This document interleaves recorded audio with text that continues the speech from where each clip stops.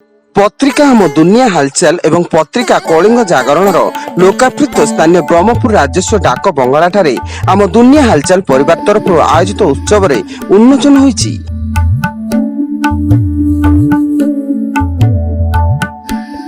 एथिरे ब्रह्मपुर पूर्वतन विधायक डाक्टर रमेश चंद्र चाव पट्टनायक मुख्य अतिथि भाव जोग देई आम दुनिया हालचाल प्रथम संस्करण को उन्मोचन करिसेंती।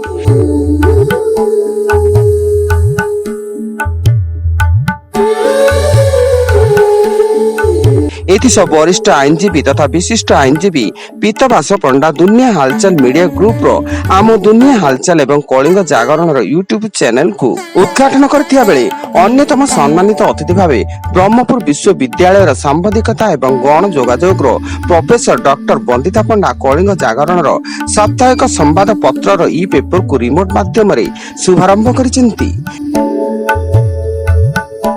उत्सव रे वरिष्ठ सांबादिक एवं उत्कल सांबादिक संघ भुवनेश्वर राज्य परामर्शदाता प्रकाश चंद्र मिश्र, एडिटर एवं पब्लिशर रमेश चंद्र पात्र एवं गण जोगाजोग छात्र छात्री मानक सह बहु रिपोर्टर माने उपस्थित थिले। ब्रह्मपुर ई रंजन करी रिपोर्ट दुनिया हालचाल।